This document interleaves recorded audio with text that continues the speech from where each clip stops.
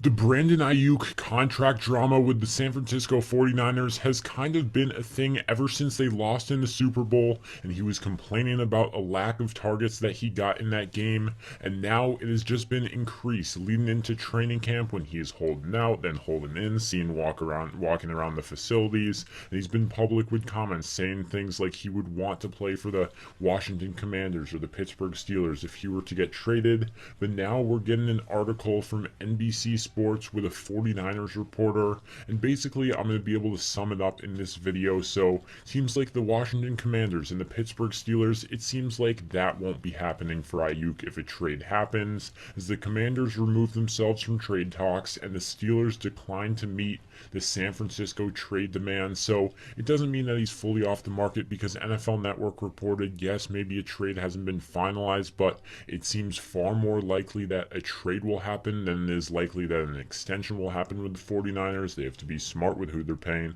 especially with Brock Purdy probably breaking the quarterback market this next offseason. So the 49ers asking price is a veteran wide receiver plus draft picks, and the Patriots would be expected to include Kendrick Bourne in the trade package. The Browns would be expected to include Amari Cooper in the trade package, two veteran wide receivers. Then they could add draft capital on top. So in that same article, the 49ers have the framework of an Aiyuk trade with both the Browns and the Patriots. So now it'll be essentially up to Brandon Aiyuk to look at what the Cleveland Browns are offering and to look at what the New England Patriots are offering and decide, does he want to take one of those deals? Say he takes the offer from the Patriots, they pay him a big bag, then the Patriots could be sending Kendrick Bourne and draft capital to San Francisco. If he decides on the Browns contract, then they could be sending Amari Cooper and draft capital to San Francisco. So those seem like the two most likely destinations at this point, and those two veteran wide receivers that have come up in talks are Kendrick Bourne for New England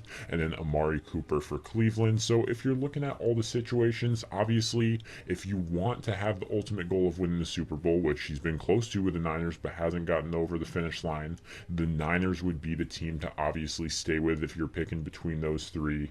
The Cleveland Browns, yes, they can be contenders for the Super Bowl. They're not nearly on the same tier as the 49ers, but maybe if you weigh the pros and cons, if you're Brandon Aiyuk and you see they could be offering you a huge bag, then that could be enticing to go to Cleveland. And then for the New England Patriots, they are not contenders. It would be a shock if they came anywhere close to having a 500 record this year, and that would be strictly for the business reasons. That would be strictly because they're probably offering him a lucrative contract extension and he could go there.